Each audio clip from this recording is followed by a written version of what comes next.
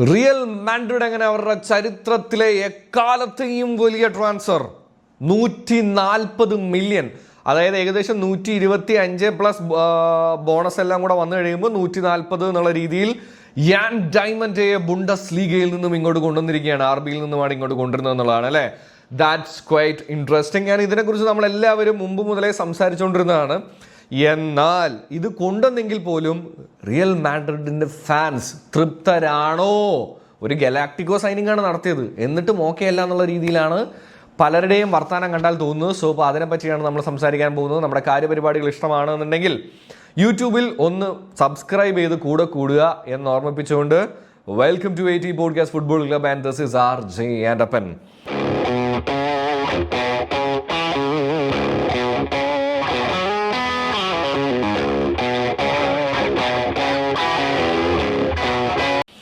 Guys, ഇതിൽ യാൻ ഡയമൻഡയെ കുറിച്ച് നമ്മൾ മുമ്പും വീഡിയോസ് ചെയ്തിട്ടുള്ളതാണ്. അപ്പോഴും നമ്മൾ പറഞ്ഞിട്ടുള്ളൊരു കാര്യമുണ്ട്. യാൻ ഡയമൻഡെ എന്ന് പറയുന്നത് വളരെ ഇൻസ്പയറിംഗ് ആയിട്ടുള്ള, വളരെ എന്താ പറയുക, he is N hard worker അങ്ങനെയല്ലേ പറയുക. നല്ലോണം ഹാർഡ് വർക്ക് ചെയ്യുന്ന ഒരു പൊട്ടൻഷ്യലുള്ള ഒരു, ഈ പറയുന്നത് പോലെ തന്നെ യങ്സ്റ്ററാണ്. സോ അതുകൊണ്ട് തന്നെ ഒരു ഫ്യൂച്ചർ ഇവരിലാണ്. ഈ സാധനങ്ങളെല്ലാം ഉണ്ട്. പക്ഷെ എന്നാൽ പോലും ഗലാക്ടിക്കോ സൈനിങ് എന്ന് പറയുന്ന സമയത്ത് റയലിനെ സംബന്ധിച്ചിടത്തോളം ഒരു ചരിത്രമുണ്ട്. ഇപ്പോൾ നമ്മൾ ക്രിസ്ത്യാനോ റൊണാൾഡോനെ എടുക്കുക, ഇപ്പോൾ അവരുടെ ഫ്ലോപ്പായി പോയ ഈഡൻ ഹസാർഡിനെ തന്നെ എടുക്കാം. ഇനി അതല്ല, ഗാരത്ത് ബേൽ ആയിക്കോട്ടെ, ജൂഡ് ബെല്ലിംഗ്ഹാം ആയിക്കോട്ടെ, ഇവരെ എല്ലാവരെയും നമ്മുടെ മുമ്പിലേക്ക് വന്ന് നോക്കുമ്പോൾ നമുക്ക് കാണാൻ പറ്റുന്ന ഒരു കാഴ്ച എന്ന് പറഞ്ഞു കഴിഞ്ഞാൽ, ഇവരെല്ലാവരും ദേ വർ പെർഫോമിങ് ലൈക്ക് ദാറ്റ് എന്ന് വെച്ച് കഴിഞ്ഞ് കഴിഞ്ഞാൽ റയൽ സൈൻ ചെയ്താലും അതിലെന്താ കുഴപ്പം, 100 അല്ല 200 കൊടുത്തോട്ടെ എന്ന് വേണമെങ്കിൽ നമ്മൾ പറയും. പക്ഷേ യാൻ ഡയമൻഡയുടെ കാര്യത്തിലേക്ക് വരുമ്പോഴൊരു സംഭവം എന്താണെന്ന് വെച്ച് കഴിഞ്ഞാൽ, ഇതിനും മാത്രമൊക്കെ കൊടുക്കാൻ അവനുണ്ടോ എന്നുള്ളതൊരു ചോദ്യമായിട്ടെങ്കിലും ആരുടെ ഇടയിലെങ്കിലും വരുന്നുണ്ടെങ്കിൽ അതിന് കാരണം പുള്ളി ഫുട്ബോളിൽ അതിന് മാത്രം ഈ മറ്റ് സൈനിങ്ങൾ നടത്തിയതുപോലുള്ള ഒരു ടോക്കിംഗ് പോയിന്റ് ഒന്നും ആയിരുന്നില്ല എന്നുള്ളതാണ്.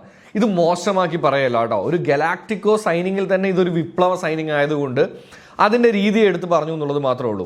അപ്പോൾ ചോദിക്കാവുന്ന ഏറ്റവും ഒരു കാര്യമാണ്, നല്ല പൊട്ടൻഷ്യലുള്ള പ്ലെയർ ആണെന്ന് നിങ്ങൾ തന്നെ പറയുന്നുണ്ടല്ലോ. സത്യമാണ്. ഈ പറയുന്നത് പോലെ തന്നെ റൈറ്റ് വിങ്ങിൽ ഈവൻ ഒരു കലക്കും എന്നുള്ള കാര്യത്തിൽ ഒരു സംശയവും വേണ്ട. ആൻഡ് പല ക്ലബ്ബുകളിലും ഈ പറയുന്ന പോലെ തന്നെ ചെൽസിയിലായിക്കോട്ടെ, അവിടെ എവിടെയൊക്കെ എത്താനുള്ള അവസരങ്ങൾ ആക്ച്വലി യാൻ ഡയമൻഡേക്ക് ഉണ്ടായിരുന്നു. പക്ഷെ എന്തായാലും RB-യിൽ നിന്നും ഒരു 1.5 സൈനിങ് ആയിട്ട് ഇങ്ങോട്ടാണ് വരുന്നത്. എവിടേക്ക്? റിയൽ മാഡ്രിഡിലേക്കാണ് വരുന്നത്, ലാലിഗയിലേക്കാണ് വരുന്നത്.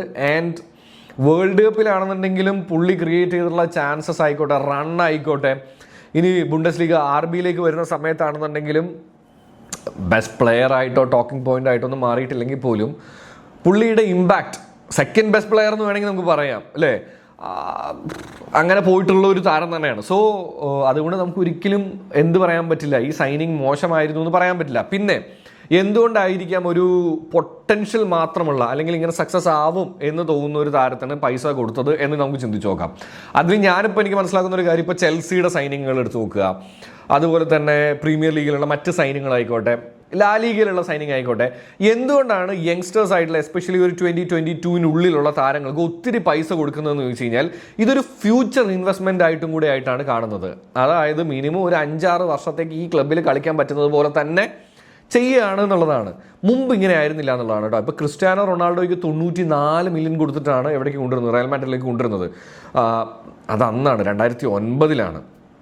എന്ന് വെച്ച് കഴിഞ്ഞാൽ ഇപ്പോഴത്തെ 180, 200 എന്നൊക്കെ വേണമെങ്കിൽ നമുക്ക് വിളിക്കാൻ പറ്റും. കാരണം അന്ന് 99 കൊടുത്ത് കൊണ്ടുവരിക എന്ന് പറഞ്ഞു കഴിഞ്ഞാൽ അത് ചില്ലറ സൈനിങ് ഒന്നും അല്ല കേട്ടോ, ഗംഭീര സൈനിങ് തന്നെയാണ്. അന്നത്തെ ഒരു വാല്യൂ അനുസരിച്ച് നോക്കുകയാണെങ്കിൽ ഇന്നത്തെ ഒരു 100 അതെങ്ങനെ വേണമെങ്കിലും ആക്കാം. പക്ഷെ അതൊന്നും ഒരു ചെറിയ നമ്പർ അല്ല എന്ന് ഞാൻ പറയുകയാണ്. സോ അതുകൊണ്ട് തന്നെ റയൽ മാഡ്രിഡ് ഈ പറയുന്നത് പോലെ തന്നെ 125 പ്ലസ് ബാക്കി ബോണസ് കാര്യങ്ങൾ കൊടുത്തതിലൊന്നും നമുക്ക് കുറ്റം പറയാൻ പറ്റില്ല. പക്ഷെ ഇതിനിടയിൽ ഞാൻ ചോദിച്ച ആദ്യത്തെ ഒരു ചോദ്യമുണ്ട്, റയൽ മാഡ്രിഡ് ഫാൻസ് തൃപ്തരാണോ? ഇതിൽ എനിക്ക് തോന്നിയിട്ടുള്ളൊരു കാര്യം, ഇത് ഞാൻ എൻ്റെ പെർസ്പെക്റ്റീവിലേ അല്ല പറയുന്നത്. ഇപ്പോൾ യാൻ ഡയമൻഡയുടെ ഇൻസ്റ്റഗ്രാമിൽ, യാൻ ഡയമൻഡയുടെ ഇൻസ്റ്റഗ്രാമിലല്ല, റയൽ മാഡ്രിഡിൻ്റെ ഇൻസ്റ്റഗ്രാമിൽ ഞാൻ ഫോളോ ചെയ്യുന്നതാണ്. സോ അപ്പോൾ അതിൻ്റെ കമൻറ്റ് സെക്ഷനിൽ എടുത്ത് നോക്കിക്കഴിഞ്ഞ് കഴിഞ്ഞാൽ പലരും പറയുന്നത്, യാൻ ഡയമൻഡിൻ്റെ സൈനിങ് നമ്മൾ സെലിബ്രേറ്റ് ചെയ്യണമെന്നുണ്ടെങ്കിൽ the actual problem of Real Madrid is not solved. എന്ന് വെച്ച് കഴിഞ്ഞാൽ റിയൽ മാഡ്രിഡിനെ സംബന്ധിച്ചിടത്തോളം ഏറ്റവും വലിയ പ്രശ്നമായിട്ട് ഇപ്പോഴും പലരും കാണുന്ന ഒരു കാര്യം എന്ന് പറയുന്നത് അവരിൽ സ്റ്റാർ താരങ്ങളില്ല എന്നുള്ളതല്ല. കിലിയൻ എംബാപ്പെ നോക്കൂ, വേൾഡ് കപ്പിൽ, ചാമ്പ്യൻസ് ലീഗിൽ, ലാ ലീഗിൽ ടോപ്പ് സ്കോറർ ആയിരുന്നു. എന്നിട്ട് എന്തുണ്ടാക്കി? ഇൻഡിവിജ്വൽ ആയിട്ടുള്ള ബ്രില്യൻസ് ഇപ്പോഴും റയൽ മാഡ്രിഡിൽ അതുപോലെയൊക്കെ തന്നെ പോകുന്നുണ്ട്. പക്ഷെ എന്താണ് ക്ലബിന് ഇല്ലാതിരുന്നത്? ടീമായിട്ട് കളിപ്പിക്കാൻ, ടീമിനെ കളിപ്പിക്കാൻ പറ്റുന്നത് പോലത്തെ താരങ്ങൾ മിഡ്ഫീൽഡിൽ നിന്നും പോയി എന്നുള്ളതാണ്. ഇപ്പോൾ ടോണി ക്രോസ് ആയിക്കോട്ടെ, ലൂക്ക മോഡ്രിച്ച് ആയിക്കോട്ടെ, കസമേരോ ആയിക്കോട്ടെ, ഇങ്ങനെയുള്ള കുറച്ച് താരങ്ങളുടെ ഒരു വിടവുണ്ട്. ഈ വിടവ് സത്യം പറഞ്ഞു കഴിഞ്ഞാൽ ഇന്ന് നിലവിൽ റയൽ മാഡ്രിഡിലുള്ള മിഡ്ഫീൽഡേഴ്സിന് മാറ്റാൻ പറ്റിയില്ല എന്നുള്ളതാണ്.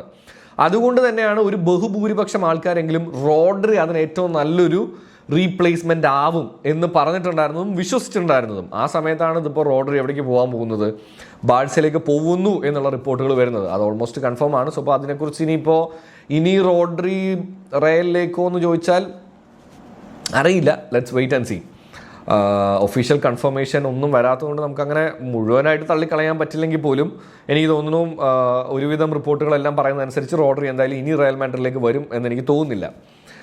സോ വിഷയം അവിടെയാണ് ഞാനിപ്പോൾ നേരത്തെ പറഞ്ഞതുപോലെ. എന്ന് വെച്ച് കഴിഞ്ഞാൽ ഒരു മിഡ്ഫീൽഡ് ജനറൽ എന്ന് പറയില്ലേ, അത് ശരിക്കും ഇപ്പോഴും റയൽ മിസ് ചെയ്യുന്നുണ്ട് എന്നുള്ളതൊരു ഫാക്റ്റാണ്.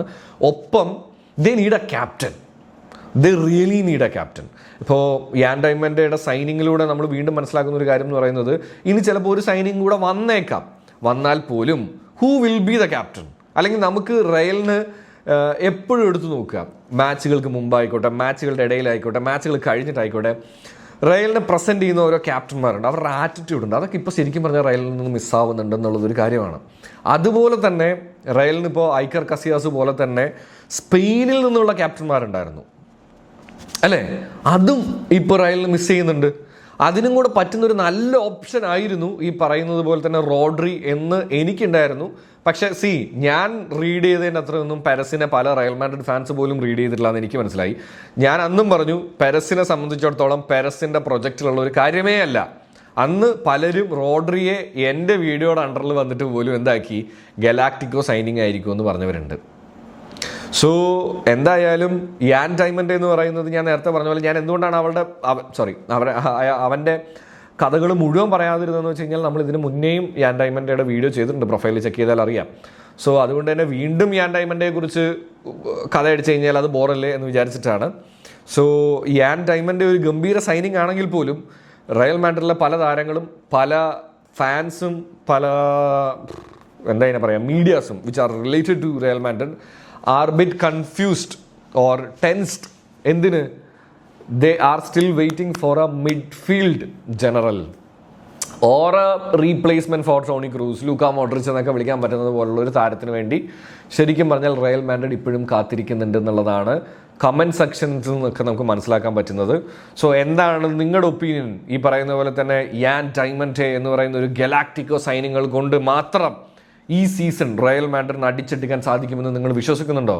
താഴെ കമൻറ്റ് കറോ. ആൻഡ് നമ്മുടെ വീഡിയോ പരിപാടികളൊക്കെ നിങ്ങൾക്ക് ഇഷ്ടപ്പെടുന്നുണ്ടെങ്കിൽ ഒന്ന് സബ്സ്ക്രൈബ് ചെയ്ത് കൂടെയാണെങ്കിൽ അത് അടിപൊളിയായിരിക്കും എന്ന് ഓർമ്മിപ്പിച്ചുകൊണ്ട് ചിൽ കുപ്പിച്ചിൽ നമ്മൾ 10K അടുത്തേക്ക് എത്താറാവുകയാണ് കേട്ടോ. അപ്പോൾ അതും ഉഷാറാവും അല്ലേ? അപ്പോൾ ബൈ.